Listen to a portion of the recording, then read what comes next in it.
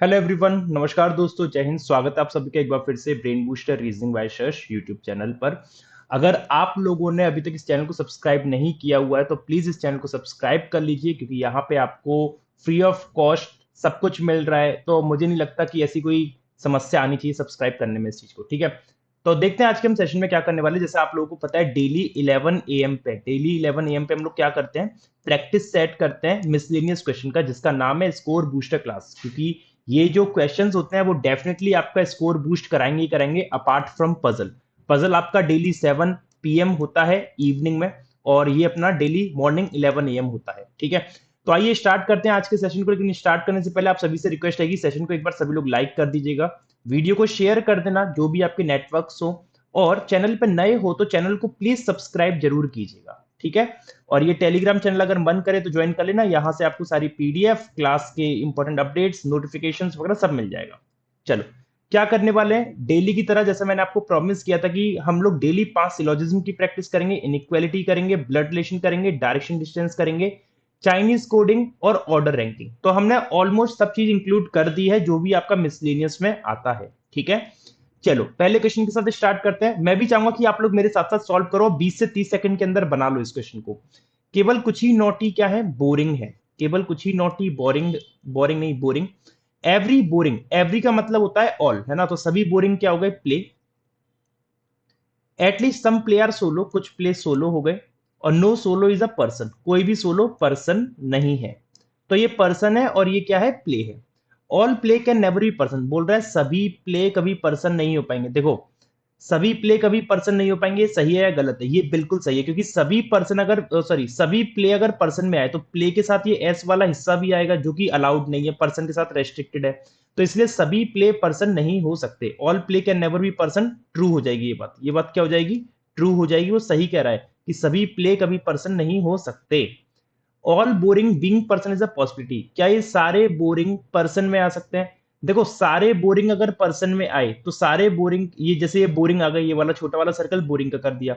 सारे बोरिंग किस में आएंगे, प्ले में। तो सारे प्ले ऐसे आ गए, और प्ले के साथ ये एस यहाँ पे ऐसे बन गया। कोई समस्या नहीं है, कोई समस्या नहीं है ना। तो उसने यही मना किया था, एस और पर्सन का रिश्ता नहीं होना चाहिए, और अभी भी नहीं बन रहा। तो सारे बोरिंग पर्सन हो सकते हैं क्या, तो सारे बोरिंग पर्सन हो सकते हैं। हमेशा याद रखना, पॉसिबिलिटी कुछ इस तरीके से चेक करते हैं, पॉसिबिलिटी कुछ इस तरीके से चेक करते हैं कि जो हमारे स्टेटमेंट में बोला गया है वो तो चेंज ना हो। तो स्टेटमेंट में जो बोला गया था वो तो नहीं डिस्टर्ब हुआ, और हमारी बात भी सही हो जाए पॉसिबिलिटी की। ठीक है, सम प्ले आर नॉट नॉटी, बोल रहा है कुछ प्ले ऐसे हैं जो नॉटी नहीं है। तो ये तो गलत बात है, क्योंकि आपको बोला है केवल कुछ ही नॉटी बोरिंग है। तो सारे नॉटी कुछ नॉटी बोरिंग नहीं हो सकते, लेकिन प्ले का नॉटी से कोई रिश्ता नहीं है। सारे प्ले नॉटी हो सकते हैं, सारे बोरिंग भी नॉटी हो सकते हैं। ठीक है, तो सम प्ले आर नॉट नॉटी क्या हो गया, गलत हो गया। तो आंसर होगा 1 and 2 follow, option number C. Next, few famous, few का मतलब सम फेमस क्या है, क्रिकेटर है। कोई कैरेक्टर, सॉरी कैरेक्टर है, कोई भी कैरेक्टर क्लाउन नहीं है, कोई भी कैरेक्टर क्लाउन नहीं है। फिर केवल कुछ ही क्लाउन आर्टिफिशियल है, केवल कुछ ही क्लाउन क्या है, आर्टिफिशियल है। और केवल कुछ ही आर्टिफिशियल टारगेट है, केवल कुछ ही आर्टिफिशियल क्या है, टारगेट है। All artificial can be character, ये सारे आर्टिफिशियल कैरेक्टर हो सकते हैं, जीवन पर्यंत नहीं हो पाएंगे, क्योंकि अगर सारे आर्टिफिशियल कैरेक्टर में गए तो आर्टिफिशियल के कुछ क्लाउन भी जाएंगे जो कि अलाउड नहीं है। सम क्लाउन आर नॉट फेमस, बोल रहा है कुछ क्लाउन ऐसे हैं जो फेमस नहीं है, कुछ क्लाउन ऐसे हैं जो फेमस नहीं है। तो ये वाली बात भी गलत है, ये वाली बात भी गलत है ना। क्यों गलत है, देखो कौन से क्लाउन की बात कर रहा है। आपको अगर ये बोलता कि some famous are not clown, तो ये वाली बात तो सही हो जाती, क्योंकि ये वाले जो फेमस जो कैरेक्टर के साथ शेयर हो रहे हैं वो क्लाउन नहीं है। लेकिन बोल रहा है कुछ clown, some clown are not famous, बोल रहा है आर नॉट फेमस। तो क्लाउन और फेमस का रिश्ता तो दे ही नहीं रखा है ना, डायरेक्टली ना इनडायरेक्टली। तो क्लाउन का कोई सा भी पार्ट फेमस से रिश्ता बना सकता है ना। फेमस मतलब किसी भी पार्ट में आ सकता है क्लाउन के, इसमें कहीं भी आ सकता है। तो बोल रहा है कुछ क्लाउन फेमस नहीं है, ये वाली बात गलत है। सेकंड वाली बात क्या हुई, गलत। और कभी भी आपको सम नॉट को सॉल्व करने में दिक्कत आए तो हमेशा याद रखना, सम नॉट का जो कॉम्प्लीमेंट्री पेयर होता है ऑल, अगर ऑल सही है तो सम नॉट गलत होगा, और ऑल गलत है तो सम नॉट सही होगा, जो आपने इधर और में पढ़ा था। तो अगर आपको ये दिक्कत आ रही है कि कुछ क्लाउन फेमस नहीं है, कैसे पता चले, तो आप एक काम करना, आप सारे क्लाउन फेमस में डाल दो। तो सारे क्लाउन फेमस में आ सकते हैं क्या, हाँ, तो सारे क्लाउन यहाँ पे फेमस में आ सकते हैं। तो जब ऑल ट्रू हो गया तो सम नॉट क्या हो गया, गलत। फिर बोल रहा ऑल क्लाउन आर फेमस, सारे क्लाउन फेमस हैं? नहीं है, सारे क्लाउन फेमस नहीं है, लेकिन पॉसिबिलिटी में हो सकते हैं, और उसने पॉसिबिलिटी नहीं मांगी, तो ये भी क्या हो गया, गलत। अब आंसर क्या बनेगा ये सोचो, आंसर क्या बनेगा ये सोचो। देखो तीनों गलत है, लेकिन दूसरे और तीसरे को देखोगे तो सम नॉट और ऑल का पेयर बन रहा है, क्लाउन क्लाउन फेमस फेमस, तो इधर और लग रहा है दूसरे तीसरे में, तो आंसर होगा ऑप्शन नंबर बी। ठीक है। ओनली, ओनली का मतलब आपको पता है ऑल होता है और रिवर्स हो जाता है, विजन आ जाएगा एंजल की जगह पे, एंजल आएगा विजन की जगह, तो क्या हो जाएगा, ऑल विजन इज एंजल, सभी विजन क्या हो गए, angel. Some Loki are angel, कुछ लोकी क्या है, एंजल। कोई भी लोकी हल्क नहीं है, तो लोकी का हल्क से रिश्ता बना हो गया। और याद रखना ये विजन केवल एंजल में रहेगा, विजन केवल एंजल में रहेगा, ये डॉट लगा के हमने पता लगा लिया। केवल कुछ ही हल्क वांडा है, केवल कुछ ही हल्क क्या है, वांडा है। ठीक है। कोई भी विजन लोकी नहीं है, कोई भी विजन लोकी नहीं है, बिल्कुल सही बात है, क्योंकि विजन केवल और केवल एंजल में रहेगा। सभी एंजल वांडा हो सकते हैं, सभी एंजल जीवन पर्यंत वांडा नहीं हो सकते, अगर सभी एंजल वांडा में गए तो एंजल के साथ विजन भी जाएगा, जो कि अलाउड नहीं है। कुछ वांडा लोकी हो सकते हैं, कुछ वांडा लोकी हो सकते हैं, हाँ हो सकते हैं। भाई पूरे वांडा नहीं हो सकते, पूरे वांडा नहीं हो सकते, क्यों, क्योंकि एच का इससे मना है, लेकिन कुछ तो हो सकते हैं ना, जो इधर वाले पार्ट है वो तो हो सकते हैं ना, तो कुछ वांडा लोकी हो सकते हैं, पहला तीसरा सही हो जाएगा, option number D is the right answer. अगले पे आ जाओ। कोई भी सेगिटेरियस इनसाइड नहीं है, कोई भी सेगिटेरियस इनसाइड नहीं है। कुछ इनसाइड पोर्ट्रेट है, केवल कुछ ही पोर्ट्रेट आउटस्टैंडिंग है, केवल कुछ ही पोर्ट्रेट क्या है, आउटस्टैंडिंग। और ऑल शो आर आउटस्टैंडिंग, तो सभी शो क्या हो गए, आउटस्टैंडिंग। अब कंक्लूजन देखते हैं, ये क्या था, ये सेगिटेरियस था। ठीक है। सम शो आर नॉट पोर्ट्रेट, बोल रहा है कुछ शो ऐसे हैं जो पोर्ट्रेट नहीं है। अब यार वही वाली बात है, कौन से शो पोर्ट्रेट नहीं है, कौन से शो नहीं है, सारे शो तो पोर्ट्रेट में आ ही सकते हैं, सारे आउटस्टैंडिंग पोर्ट्रेट में आ सकते हैं। और जब ऑल ट्रू हो जाएगा तो सम नॉट वैसे ही गलत है, तो ये पहला वाला गलत। All Sagittarius are portrait is a possibility, सारे सेगिटेरियस पोर्ट्रेट हो सकते हैं, हाँ बिल्कुल हो सकते हैं। बस इतने पोर्ट्रेट ही तो नहीं हो सकते सेगिटेरियस, लेकिन इतने पोर्ट्रेट में तो आ सकते हैं सेगिटेरियस, है ना। तो सारे सेगिटेरियस पोर्ट्रेट हो सकते हैं, लेकिन सारे पोर्ट्रेट सेगिटेरियस नहीं हो सकते, क्यों, क्योंकि अगर सारे पोर्ट्रेट सेगिटेरियस में गए तो पोर्ट्रेट का कुछ हिस्सा जो आई से शेयर है वो भी आएगा, जो कि अलाउड नहीं है। All inside can never be outstanding, सारे इनसाइड कभी आउटस्टैंडिंग नहीं हो सकते, कतई बकवास बात है, कभी बकवास बात है। क्यों भैया, क्यों नहीं हो सकते, जब इनके बीच में कोई रिश्ता दिख नहीं रहा है ना डायरेक्टली ना इनडायरेक्टली, तो हम इसके बारे में डेफिनेटली तो नहीं कह सकते, लेकिन पॉसिबिलिटी में सब कह सकते हैं। तो ऑल इनसाइड आउटस्टैंडिंग में जा सकते हैं, तो और वो कह रहा है all inside can never be outstanding, वो गलत कह रहा है, क्योंकि सारे इनसाइड आउटस्टैंडिंग में आ सकते हैं। तो आंसर बनेगा only two follows, that is option number A. ये क्वेश्चन आपके लिए होमवर्क में है, आप इसको कमेंट करके बताइएगा इसका आंसर क्या बनेगा। मुझे बहुत अच्छा लगता है जब आप लोग पार्टिसिपेट करते हो, कमेंट करके आंसर बताते हो। तो नेक्स्ट इनइक्वालिटी पे आते हैं। देखो बोल रहा है ए ग्रेटर ओ, अब ए और ओ को कनेक्ट कैसे करेंगे, ए से बी तक आओ, सारे सिंबल ए की तरफ, और बी से ओ पे आया, सारे सिंबल बी की तरफ। फर्स्ट प्रायोरिटी का मांगा था, यहां कहीं नहीं मिला, लेकिन यहां पे मिल गया, तो ये पहला वाला हो गया सही। फिर डी और डब्ल्यू में रिश्ता चाहिए, तो डी और डब्ल्यू कैसे कनेक्ट होगा बताओ। देखो डी से बी और बी से डब्ल्यू, तो डी से बी पे क्या, डी की तरफ फेस कर रहा है, बी से डब्ल्यू क्या, बी की तरफ कर रहा है। मुझे सेकंड प्रायोरिटी चाहिए था, लेकिन मुझे तो फर्स्ट प्रायोरिटी मिल रहा है, और सेकंड और फर्स्ट में जब सिंबल की प्रायोरिटी में चूज करूंगा तो फर्स्ट को ही चुनेंगे, तो ये वाला गलत हो गया, आंसर आएगा डी ग्रेटर डब्ल्यू। तो अभी फिलहाल के लिए आंसर बनेगा only one follows. N greater than equal H, N और एच को कैसे कनेक्ट कर सकते हैं, देखो एन आर कैसे करें, कैसे करें, एन और एच। अच्छा ठीक है, एन से आई पे आ जाओ, एन से आई पे आए तो सारे सिंबल एन की तरफ है, और सेकंड प्रायोरिटी चाहिए, लेकिन यहां तो आपको पहली फर्स्ट प्रायोरिटी मिल गई, तो देखते ही गलत कर दो, सवाल ही पैदा नहीं उठता कि मैं आगे जाऊं, है ना। नेक्स्ट वी ग्रेटर एस, तो वी से एस आ नहीं सकता मैं, क्यों नहीं आ सकता, क्योंकि एस तक आने के लिए आई वाई एच तक आना पड़ेगा, लेकिन वी से आई आ नहीं सकता, अपोजिट सिंबल है, तो ये भी गलत, तो दोनों क्या हो गए, गलत हो गए, neither one not two. Next M greater D, M और डी को कैसे कनेक्ट करेंगे मेरे भाई बताओ। देखो एम से क्यू पे आओ, लेकिन क्यू से डी पे आ नहीं सकता, क्योंकि अपोजिट सिंबल है, क्यू की तरफ नहीं देख रहा, तो गलत। पी ग्रेटर जी, पी और जी कैसे कनेक्ट होगा, ये तो डायरेक्टली एक ही बार में कनेक्ट है, पहली प्रायोरिटी यहां मिल रही है, ये सही हो गया, दूसरा is the right answer, only two follows. Ninth पे आ जाओ, अब क्या है, तीन कंक्लूजन है, ठीक है। एन ग्रेटर देन इक्वल ई, तो एन और ई को कैसे कनेक्ट कर सकते हैं, देखो सेकंड प्रायोरिटी का मांगा है और एन की तरफ फेस कर रहा है, तो एन से के पे आया, सारे सिंबल एन की तरफ, और के से ई पे गया, सारे सिंबल के की तरफ। यहां third priority second priority, third priority second priority, तो तीन और दो में किसको चुनेंगे, दो को चुनेंगे पहले, तो ये हो गया सही आंसर। जे और के, जे ग्रेटर के और पहली प्रायोरिटी सिंबल दे रखा है, तो जे से के कैसे कनेक्ट होगा मेरे दोस्त, जे से आई पे आ जाओ, सारे सिंबल जे की तरफ, आई से के पे गया, आई की तरफ सिंबल है, हमें चाहिए था पहली प्रायोरिटी, पहली प्रायोरिटी यहां पे मिल गई, तो ये भी सही हो गया। फिर जी ग्रेटर एच, जी और एच को कैसे कनेक्ट करेंगे, देखो देखो देखो देखो, जी और एच नहीं हो पाएगा कनेक्ट, है, होगा, नहीं हो पाएगा। जी और एच कनेक्ट नहीं हो पाएगा, जी और एच कनेक्ट नहीं हो पाएगा कहीं से भी कैसे भी। तो आंसर क्या होगा, only 1 and 2 follow, 1 and 2 follow मतलब option number C is the right answer. चलिए आगे आइए 10th क्वेश्चन पे, जो आपके लिए होमवर्क रहेगा, कमेंट करके बताना इसका आंसर क्या बनेगा, ठीक है।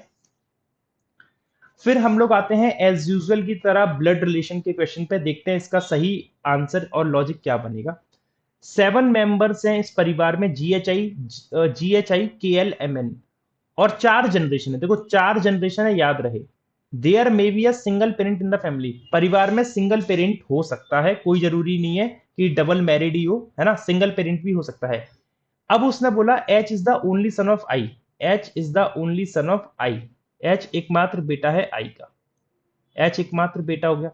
अब एकमात्र बेटे का मतलब ये हो गया कि आई की बेटी और हो सकती है, 2 3 4 10,000 कितनी भी हो सकती हैं, लेकिन बेटा एक ही रहेगा, इसका याद रखना, और बेटी नहीं भी हो सकती है, कुछ भी हो सकता है। आई हु हैज 2 चिल्ड्रन, और आई के 2 चिल्ड्रन है, क्योंकि यहां पे बोला एच एकमात्र बेटा है आई का, और आई हु हैज 2 चिल्ड्रन, आई के 2 बच्चे हैं। अब आई के 2 बच्चे हैं, तो आई का एक बच्चा एच हो गया, और दूसरा बच्चा जो होगा वो फीमेल होगी, जो कि बेटी कहलाएगी, ठीक है। फिर एल स्पाउस है के का, अब एल स्पाउस है के का, तो स्पाउस मतलब विवाहित जोड़ा, शादीशुदा है, एल और के शादीशुदा है। और K who is the granddaughter of N, K granddaughter है एन की। तो इसका मतलब क्या हो गया कि के अगर ग्रैंड डॉटर है एन की, तो एन का कोई एक चाइल्ड, उसका बच्चा कौन होगा, के होगा, और के क्या है, मैरिड है एल से, इस तरीके से बनेगा, और एल के हो जाएगा लड़का। तो ये जो एल और के वाला और एन वाला रिलेशन है वो ऐसे कनेक्ट होगा, लेकिन अभी ये आई और एच से कैसे कनेक्ट हो सकते हैं पता नहीं है अभी, इसलिए मैंने दो अलग अलग बना के रख लिए हैं। फिर each married person has a child, अब उसने बोला मैरिड पर्सन का तो चाइल्ड है, each married person has a child, तो एल और के मैरिड है, तो इनका भी एक बच्चा होगा। तो इसका मतलब ये हो गया कि पहली जनरेशन, दूसरी जनरेशन, तीसरी जनरेशन और चौथी जनरेशन यहां पे बनेगी, ठीक है। G is the aunt of K, and G is an unmarried person, अब जी आंट है के की, अगर जी आंट है के की, तो के का जो पेरेंट होगा, के का जो पेरेंट होगा उसकी बहन होगी जी, है ना। तो जी आंट होगी, G is the aunt of K, and G is an unmarried person. N is the mother of H, N माँ है एच की। अब एन अगर एच की माँ है, तो एच का एक पेरेंट आई है, तो एन और आई क्या हो गए, शादीशुदा हो गए, आई पिता हो गया। आई का एक बच्चा है एच, आई का एक बच्चा एच और एक लड़की है, तो आई का एक बच्चा एच यहां पे बन गया, मेल। और एक बहन है, तो बहन यहां पे बन गई। एक बहन यहां पे खाली चल रही है, तो इसको यहां पे फिल कर दो जी को लाके। जी आंट हो गई के की, देखो 2 पर्सन 4, 4 और 2 6, और एक सातवां पर्सन कौन बनेगा बताओ, GHI KL MN, GHI KL M आ जाएगा यहाँ पे, बात खत्म हो गई, कोई समस्या ही नहीं रही, है ना। एम का जेंडर शायद क्लियर नहीं है, एम का जेंडर शायद क्लियर नहीं है ना। आई के 2 बच्चे हो गए, एल और ये हो गया, each married person, G is केज नहीं, ठीक है, आई एम का जेंडर क्लियर नहीं है। अब क्वेश्चन देखते हैं कैसे बनेंगे। 4 of the following 5 are like, मतलब ऑड वन आउट पूछा है। आई एच का मतलब क्या हो गया, आई पिता है एच का, जी के में जी आंट है के की, एल एम में एल पिता है एम का, जी एच जी में एच और जी सेम जनरेशन, अच्छा देखो इसमें पिता और डॉटर वाला कोई सेंस नहीं चल रहा है, इसमें सेम जनरेशन वाला गैप चल रहा है शायद, देखो आई और एच डिफरेंट जनरेशन, है ना। फिर जी के में डिफरेंट जनरेशन के हैं, जी ऊपर और के नीचे जनरेशन। फिर एल एम क्या है, डिफरेंट जनरेशन के हैं, ठीक है। फिर उसके बाद एच जी में आप देखोगे तो एच और जी भी क्या है, एच और जी सेम जनरेशन के, तो ऑड वन आउट क्या बनेगा, यही बनना चाहिए मेरे हिसाब से, जो लॉजिक लगेगा ऑड वन आउट का, ठीक है। एल क्या लगेगा एच का, एल क्या लगेगा एच का, तो एल जो लग रहा है एच का वो क्या लग रहा है, सन इन लॉ लग रहा है, क्या लग रहा है, सन इन लॉ, तो option number C is the right answer. Next, अब हम आते हैं डायरेक्शन डिस्टेंस के क्वेश्चन पे, जो इंग्लिश और हिंदी दोनों में दे रखा है। मैं चाहूंगा कि अगर आप लोग इसको खुद से सॉल्व करना चाहें तो खुद से करिए, इंग्लिश और हिंदी दोनों में अवेलेबल है। देखिए, जे 10 मीटर ईस्ट में है डब्ल्यू के, तो जे 10 मीटर ईस्ट में आ गया डब्ल्यू के। आई 6 मीटर साउथ में है डब्ल्यू के, आई 6 मीटर साउथ में आ गया डब्ल्यू के, ठीक है। फिर ई 3 मीटर ईस्ट में है आई के, तो ई क्या हो गया, ई 3 मीटर ईस्ट में आ गया आई के, ठीक है। अब ये बची कुची डिस्टेंस कितनी होगी, ये होगी 7, क्योंकि ऊपर पूरी 10 थी, तो ऊपर को भी अगर मैं चाहूं तो ऐसे बाइफरकेट कर सकता हूं, ताकि मेरे को एक अच्छी सी फील आती रहे। ठीक है, 3 और 7। फिर उसने बोला, उसने क्या कहा कि सी 3 मीटर नॉर्थ में ई के, अगर सी 3 मीटर नॉर्थ में ई के तो सी आ जाएगा यहाँ पे, है ना। और ये 6 था, तो 6 को भी 2 पार्ट में हमने डिवाइड कर दिया, है ना, 6 को भी हमने 2 पार्ट में डिवाइड कर दिया, 3 3 के पार्ट में,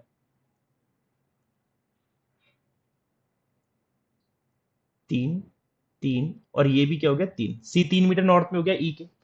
फिर सी 7 मीटर वेस्ट में एस के, अगर सी 7 मीटर वेस्ट में है एस के मेरे भाई, तो आपको ये बात समझ में आनी चाहिए, आपको ये बात समझ में आनी चाहिए, वेस्ट पश्चिम का होता है लेफ्ट में, तो ये सी है, और सी 7 मीटर वेस्ट में है एस के, तो ये हो गया क्या एस, है ना।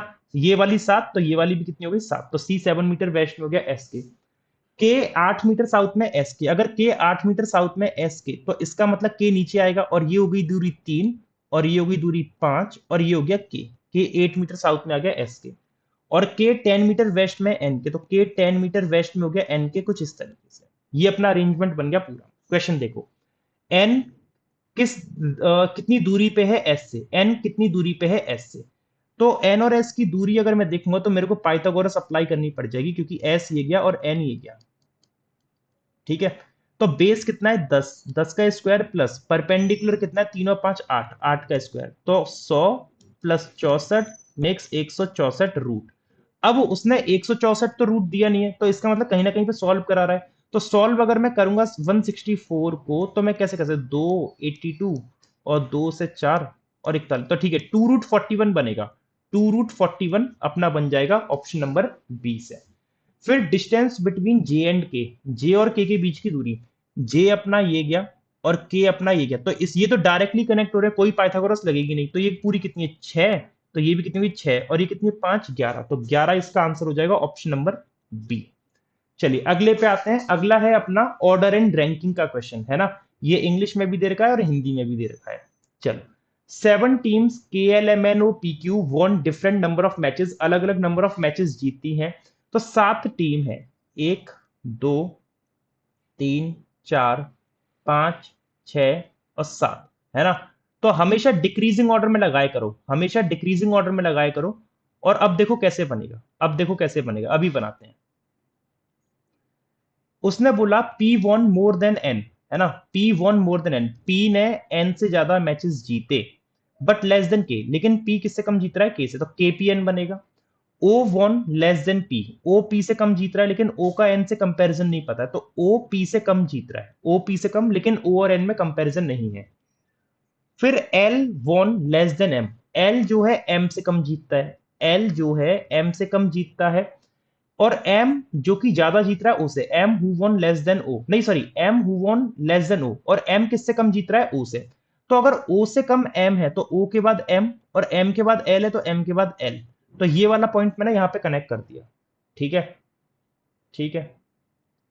अब Q won more than L, Q L से ज्यादा जीत रहा है, अब Q अगर L से ज्यादा जीत रहा है तो जरूरी नहीं है कि वो POM से भी ज्यादा जीतेगा, तो Q won more than L, Q L से ज्यादा जीत रहा है बट लेस देन M, लेकिन M से कम, ठीक है। तो इसका मतलब क्या हो गया कि M और L के बीच में Q आएगा, M और L के बीच में Q आएगा, तो L को यहां से हटाता हूं, तो यहां पे ये बनेगा M Q और L, ऐसा बनेगा, ठीक है। नीदर क्यू नॉर एन, ना तो क्यू और ना एन ने second lowest number of matches जीते, मतलब यहां पे जो है क्यू और एन नहीं आएंगे, क्योंकि उसने कहा है neither Q nor N won the second lowest number of matches. अब एक बात देखो, क्यू के पहले 3 लोग आने हैं, क्यू के पहले 3 लोग आने हैं, और क्यू के बाद एक एल आना है, कम से कम तो आना है, और पी के पहले देखो, पी के पहले कौन आना है के, तो पी के पहले के, ऐसे हो गया, तो क्यू के पहले 1 2 3 4 आने हैं, क्यू यहां पे आएगा नहीं, क्यू को अगर मैं यहां रखूंगा तभी ये 4 लोग आ पाएंगे, के पी ओ एम, के पी ओ और एम, क्यू के बाद एल आना है, अब क्यू के बाद एल या तो यहां पे आएगा या यहां पे, लेकिन यहां पे एन नहीं आएगा, तो एन आएगा यहां पे और एल आएगा यहां पे, और पी के बाद एन आना था, तो देखो पी के बाद एन भी आ गया, तो ये पूरे 7 लोग अरेंज हो गए, कोई समस्या नहीं रही अरेंज करने में। जो second highest number of matches जीत रहा है वो 100 है, तो मतलब पी कितने जीतेगा 100, and the one who won the lowest number, lowest कितना है 58, तो एन कितना जीतेगा 58, तो ये अपना अरेंजमेंट बन गया, अरेंजमेंट बन के आ गया। क्वेश्चन देखते हैं, which of the following team one 58 matches, 58 किसने जीते, तो 58 मैचेस जीते हैं एन ने, तो एन आंसर हो गया ऑप्शन नंबर सी। फिर अगला क्वेश्चन 16, थोड़ा सा लेंथी क्वेश्चन और अच्छा क्वेश्चन, तो बोला गया है if the sum of the number of matches won by P और एम 185, पी और एम का 185 है। देखो पी अगर 100 है, पी 100 है, तो एम अपना डेफिनेट है 85 होगा, क्योंकि तभी जाके इन दोनों का 185 बनेगा, और यही उसने कहा है पी और एम का 185 है सम। फिर average number of matches won by O and N is 75, O और एन का एवरेज कितना है 75, तो टोटल कितना होगा 150, टोटल कितना होगा 150। तो आपको पता है कि एन 58 जीत रहा है, तो इसमें से 58 माइनस करूंगा तो ओ के आ जाएंगे, है ना। तो ओ के कितने हो गए 92, ओ के कितने हो गए 92 मैचेस, ठीक है। Difference between number of matches won by O and M, O और एम का डिफरेंस कितना है, तो ओ और एम का डिफरेंस देखूंगा तो ओ है 92, एम है 85, तो इनका डिफरेंस 7 आएगा, 7 का मतलब हो गया ऑप्शन नंबर ई। कैसा लगा क्वेश्चन, यही एग्जाम में आता है, विश्वास मानो, ठीक है। अगले पे आते हैं चाइनीज कोडिंग, है ना। कल चाइनीज कोडिंग का क्वेश्चन गलत था, लेकिन आज मैंने कोशिश करी है कि आज सब कुछ सही हो। पहले में मेरे को बताना है स्ट्रक्चर का कोड क्या होगा। अब देखो स्ट्रक्चर कहां पे आ रहा है, स्ट्रक्चर एक तो यहां पे आ रहा है, दूसरी लाइन में नहीं है, तीसरी में नहीं है, चौथी में नहीं है। तो ऐसा कोड देखो जो केवल फर्स्ट में आए। तो देखो एफ सीई को देखूंगा, सीई नहीं है, सीई नहीं है, सीई नहीं है। एफ बी को देखूंगा, एफ बी नहीं है, एफ बी रिपीट हो रहा है। एन के रिपीट हो रहा है और बी डी रिपीट हो रहा है, तो सीई आंसर हो गया ऑप्शन नंबर ए। आगे बढ़ो, आपको बताना है एल जी और एफ बी का कोड क्या होगा। एफ बी अभी आपने देखा था, एक यहां पे आ रहा है और एक यहां पे आ रहा है, तो पहले और तीसरे में आ रहा है, तो पहले तीसरे में वर्ड कौन सा रहा है, स्ट्रक्चर को छोड़ देना क्योंकि ये तो ऑलरेडी किसी का हो गया। तो ऑर्गेनाइजेशन, ऑर्गेनाइजेशन कॉमन आ रहा है, इशू नहीं है, एम्प्लॉय नहीं है, तो ऑर्गेनाइजेशन हो गया एफ बी का, ठीक है। एल जी कहां पे आ रहा है, एल जी पहले में नहीं है, दूसरे में नहीं है, तीसरे में नहीं है, चौथे में इकलौता है। तो इकलौता चौथे में कौन सा है, देखो इशू तो आपका रिपीट हो रहा है, हटाओ। प्रायोरिटी रिपीट हो रहा है, हटाओ इसको। मेक्स और सबमिट में देखो सबमिट रिपीट हो रहा है, हटाओ, तो मेक्स बचा केवल। तो आंसर हो जाएगा मेक्स ऑर्गेनाइजेशन, मेक्स ऑर्गेनाइजेशन मतलब ऑप्शन नंबर सी। आगे आ जाओ जल्दी से। अब बोल रहा है code for the phrase erase और एम्प्लॉय का कोड दे रखा है आर ए और बी डी। अब एम्प्लॉय और इरेज में से मेरे को यहाँ पे इरेज है क्या, देखो एम्प्लॉय तो मिल रहा है पहले में दूसरे में, पहले दूसरे में एम्प्लॉय मिल रहा है। तो पहले दूसरे में कौन सा कोड कॉमन आ रहा है, देखो आर ए बी डी में से आर ए नहीं है, केवल बी डी आ रहा है। तो एम्प्लॉय का कौन हो गया, बी डी हो गया। तो आर ए किसका हो गया, इरेज का हो गया। आर ए किसका हो गया, इरेज का। तो प्रायोरिटी इरेज चीट का कोड क्या होगा, इरेज का आपने पता लगा लिया, आर ए हो गया। चीट आपके पास है कहीं पे, cheat cheat cheat cheat cheat कहीं नहीं है, तो इसका कोड एक ऐसा होगा जो नया होगा, इन कोड से डिफरेंट, इनमें से कोई सा कोड नहीं होना चाहिए चीट का। प्रायोरिटी है क्या यहाँ पे, प्रायोरिटी नहीं है, यहाँ नहीं है। प्रायोरिटी एक तो यहाँ पे है और एक यहाँ पे है। तो दूसरे चौथे में कौन सा कॉमन आ रहा है, दूसरे चौथे में क्यू वाई नहीं है, एम एल नहीं है, सी डी हाँ है, बी डी नहीं है, तो सी डी आ रहा है कॉमन, क्या आ रहा है सी डी। तो सी डी आर ए के साथ एक नया होना चाहिए, देखो सी डी और R A, B D, B D नया है क्या, बी डी तो ऑलरेडी रिपीट हो चुका है, हटाओ। सी डी आर ए, यहां सी डी आर ए नहीं है, सी डी आर ए नहीं है, सी है, ये क्या हो गया, ये क्या हो गया भाई, कुछ गलती हो गई क्या हमसे, कुछ हमसे गलती हो गई क्या, चीट, ये क्या हो गया। If the code for the phrase erase employ is R A B D, R A कहीं पे आ रहा है, बी डी आ रहा था, बी डी दो जगह पे आ रहा है, तो बी डी का कोड हो गया एम्प्लॉय और इरेज का हो गया आर ए, इरेज का आर ए हो गया। प्रायोरिटी कहाँ पे, प्रायोरिटी यहाँ नहीं है, प्रायोरिटी एक तो यहाँ दे रखा है सेकंड लाइन में, थर्ड में है नहीं, और एक फोर्थ में दे रखा है प्रायोरिटी। तो सेकंड फोर्थ में कॉमन क्या है, क्यू वाई नहीं है, एम एल नहीं है, सी डी हाँ है, बी डी नहीं है। तो सी डी और आर ए, सी डी और आर ए तो है, और बी डी कैसे आ गया भाई, B D B D, B D कैसे आ सकता है, सी डी आर ए, ओहो कुछ ना कुछ गलती हो ही जाती है, क्वेश्चन गलत है। देखो आंसर बनेगा सी डी आर ए, और चीट का कोड एक ऐसा होगा, क्योंकि चीट यहाँ पे कहीं पे नहीं है, तो चीट का एक ऐसा ऑप्शन देखना एग्जाम में जो एकदम नया ऑप्शन हो, जो इनसे मैच ना करता हो, ठीक है। अभी ये ऑप्शन सारे ही गलत है। What is the code for the phrase employ provide submit, employ provide submit, देखो एम्प्लॉय अपना एक तो यहाँ पे आ रहा है और एम्प्लॉय यहाँ पे आ रहा है, पहले दूसरे में आ रहा है। पहले दूसरे में कॉमन हमने देखा था बी डी कॉमन है, Q by M L C D में से कोई सा नहीं, तो एम्प्लॉय का हो गया बी डी। प्रोवाइड, प्रोवाइड कहाँ पे है, देखो प्रोवाइड अपना एक तो यहाँ पे है और एक अपना यहाँ पे है ना। दूसरे तीसरे में प्रोवाइड कॉमन आ रहा है, तो दूसरे तीसरे में कौन है, क्यू बाई नहीं है, एम एल और M L, M L common आ रहा है, एम एल और कहीं पे है नहीं। और सबमिट कहाँ पे है, सबमिट एक तो ये गया और सबमिट एक ये गया, तीसरे चौथे में, तीसरे चौथे में सबमिट कॉमन है। तीसरे चौथे में कौन आ रहा है? पीएस, पीएस, एफवी नहीं है, एमएल ऑलरेडी किसी का हो गया, तो पीएस, तो बीडी एमएल पीएस, तो BD ML PS is the right answer.